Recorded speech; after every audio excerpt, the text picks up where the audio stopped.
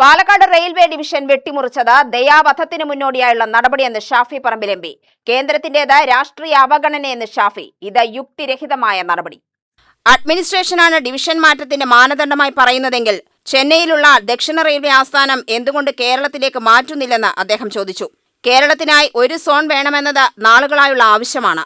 കൂടുതൽ വന്ദേ ഭാരത് ട്രെയിൻ സർവീസുകൾ കേരളത്തിലേക്ക് നീട്ടാനുള്ള നടപടികൾക്ക് BJP നേതാക്കൾ തന്നെ തുരങ്കം വെക്കുന്നുവെന്നും ഷാഫി പറമ്പിൽ ആരോപിച്ചു.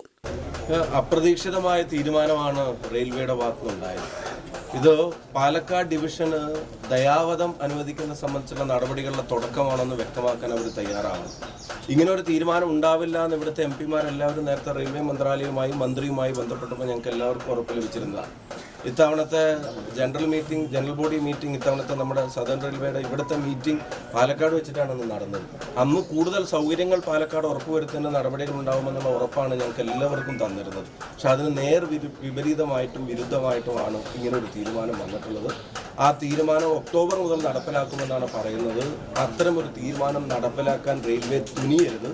ആ തീരുമാനത്തിൽ നിന്ന് റെയിൽവേ പുറകോട്ട് പോകണം.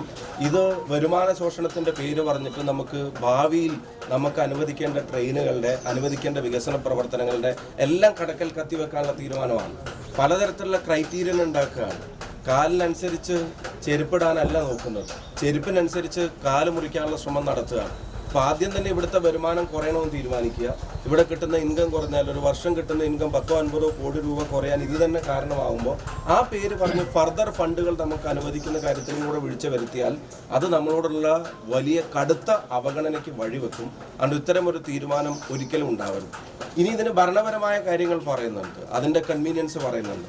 ആ കൺവീനിയൻസ് ആണ് പ്രശ്നമെങ്കിൽ ഇപ്പോൾ അവിടെ നിന്നുള്ള ആളുകൾക്ക് പാലക്കാട് വന്നിട്ട് കാര്യങ്ങൾക്ക് വരുന്നതാണ് തടസ്സമെങ്കിൽ നമുക്ക് തിരിച്ചു ചോദിക്കാനുള്ളത്, അങ്ങനെയാണെങ്കിൽ നമ്മുടെ സോണിൻ്റെ കാര്യം എന്താ?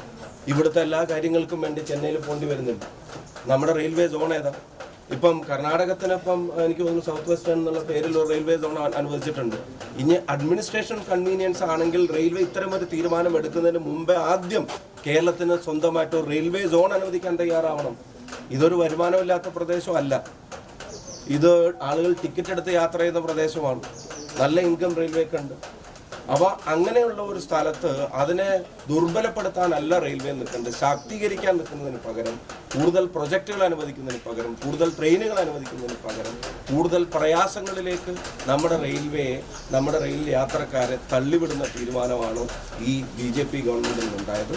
ഇത് കർണാടകത്തിലെ BJPയുടെ ചില പൊളിറ്റിക്കൽ ഇൻഫ്ലുവൻസ് അവരെ തൃപ്തിപ്പെടുത്താൻ വേണ്ടി മാത്രം എടുത്ത തീരുമാനമാണ്. ഇതിനെതിരെ പാലക്കാട് ഡിവിഷൻ കേന്ദ്രീകരിച്ചും ഡൽഹിയിലും പ്രതിഷേധിക്കും. KPCC ഉടൻ സമരം പ്രഖ്യാപിക്കുമെന്നും ഷാഫി പറഞ്ഞു. ഉറപ്പും അകത്തും പുറത്തും ഡൽഹിയിലും അവിടെയും പ്രതിഷേധം ഉണ്ടാകും. ഇവിടെ ഞങ്ങൾ സംസ്ഥാന തലത്തിൽ തന്നെ കാര്യങ്ങൾ കൂടി ആലോചിച്ചിട്ടുള്ള പ്രതിഷേധങ്ങൾ ഇപ്പം മുഖ്യമന്ത്രിയും KPCC പ്രസിഡന്റും ശ്രീ കേശവനോപനത്തിൽ ഉൾപ്പെടെയുള്ള ആൾക്കാരുമായിട്ട് സംസാരിച്ച് ഞങ്ങൾ പ്രതിഷേധങ്ങൾ ഞങ്ങൾ അനൗൺസ് ചെയ്യും. എന്താണെങ്കിലും പ്രതിഷേധിക്കാനുള്ള തീരുമാനം പാർട്ടി എടുത്തിട്ടുണ്ട്, ജനപ്രതിനിധികൾ എടുത്തിട്ടുണ്ട്. എല്ലാ ജനപ്രതിനിധികളെയും സംഘടിപ്പിക്കുന്നു. വേറെ രാഷ്ട്രീയ വ്യത്യാസത്തിന് നോക്കേണ്ട കാര്യമില്ല. സർക്കാർ തന്നെ ഇനിഷ്യേറ്റ് ചെയ്യും. UTV news Palakkad.